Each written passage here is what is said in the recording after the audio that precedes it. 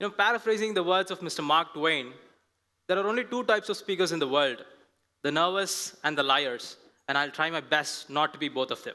Before I dive in, can someone in this hall tell me the name of the world's most famous athlete? He was a young man from Jamaica. Well, you guessed that right, Mr. Usain Bolt. Well, there are hundreds of lessons that we can learn from his career. There is one takeaway that I, as a founder, feel so related to. Mr. Bolt is known for his track records, the world's fastest human to cover the 100 meters in under 10 seconds. But would you believe if I say that Mr. Bolt had to train for 4 years just to run for those 10 seconds? There is one secret that I would like to share with all of you. Trust the process. The reason I wanted to share this is because a startup is often seen as an overnight success, but the struggles and hardships that one has to go through are often neglected. Any successful startup that you see today is nothing but years of struggles put together. After all, Rome wasn't built in a day. Reflecting on my journey of entrepreneurship, my transition from classrooms to boardrooms, which wasn't very easy, but deeply rooted in my passion for entrepreneurship. My mentor always says this to me, Dhanush, it takes a truly lucky man in this world who knows what he wants to do in life, because that man will never work a day in his life. Today, I find myself lucky because I have not only discovered my calling, but I've also embraced it. My first experience of rejection or failure came on the day of my very first interview. How many of you here feel nervous or anxious when it comes to attending an interview? Well, I see the half of you kind of saying yes. This means two things. I've not only found my first 50 customers, but it means that my story is a part of your story. I used to travel over 50 kilometers a day just to attend an interview and come back home with a tanned face and some empty hands. And the most promising reply that I ever got from an interview was that, we'll get back to you. But guess what? Before they ever got back to me, luckily, I got here. But after facing a couple of rejections or a handful of interviews, one day I asked myself, Dhanush, why am I even doing this anymore? Or am I missing something? Trust me, guys, that one question that I asked myself not only changed the entire course of my life, but it also sparked the birth of my company, Interrain. Back then I had no idea what a startup was or how to build one. So I went from studying about companies to clear interviews to studying on how to build one. But as they say, life always has different plans for you. Just I was building that momentum to start my company, I get a call from the same company who had once rejected me in an interview. They were offering me a job with nearly every perk that I had asked for as a student. It sure was a do or die moment for me, and I had to ask myself 1,000 questions just to get one answer. Now let's assume you or me. Which one among these two would you choose?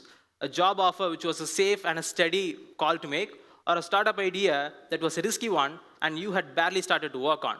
I kind of followed the older formula. I asked myself a question. Dhanush, which one among these two would I regret letting go of? Well, let's assume that the startup didn't go as per plan, then I might regret letting go of the job offer. But what if it all works out? Who knows? You might even get invited to TEDx one day. And I did something very weird that a lot of us don't do. I even asked my parents for some advice. And they were like, Dhanush, just follow your heart. And that is exactly how Interrain was born. I am someone who believes in the idea that when you have a deep desire for something, the universe will conspire to make it happen. The founding problem statements of Interrain were nothing but scribblings on a piece of paper, and when I say scribblings, I really mean them. And eventually, these scribblings were made into a presentation, which I had no idea was what you call a pitch deck in the startup ecosystem. And when we started, this presentation was our only investment, and so it was as important to us as our first investment check, if we had one. So, as a mechanical engineering graduate, I knew it was not going to be a one-man show to build an AI startup. So I used to send hundreds of messages to people on LinkedIn requesting them to join me and help me build Interrain. But I was neither a $1 million startup, nor did I have $1 million in funding to pay them, and so the response wasn't very convincing. But today, Interrain stands as a team of 18 members, and we have 5 teams working parallelly. And the most satisfying part is that we today receive messages from a lot of students willing to join us and intern with us. Even though I am the founder of Interrain, being its HR gives me immense satisfaction, and you would know why. For someone like me who had never traveled beyond the borders of Chennai, I find myself today networking with startup founders across India, presenting Interrain at stages across India from Bangalore to BITS Bilani. Before I conclude the speech, there are a couple of things that I would like to share with you.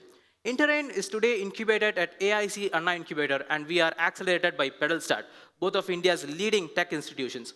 For someone like me who once dreamt of just visiting these premises, I today attend startup sessions, guest lectures, and even have a chance to meet and network with the top leadership. You know, lion is the king of his jungle, not because he's the strongest or the fastest or the tallest. It is because of his mentality, the way he takes care of his pride and his drive for hunting. Likewise, a founder is the leader of their startup, not because they work the longest hours or they get the highest pay. It is because they fight on the ground to secure opportunities so that the team can get paid. Unleash that lion within you and do not hesitate to take that first step. To all the early stage founders watching this, own the mistakes of your team and shield them from any threats like a lion does to his pride. You know, Abraham Lincoln once observed that nearly all men can stand adversity. But if you want to test a man's character, give him power. So my humble request to the all of you is that before you think of taking off as an entrepreneur, make sure that you stay grounded as a person. My name is Dhanush and I'm the founder of Interrain and a proud alumnus of KCG College of Technology. Thank you for being such a wonderful audience.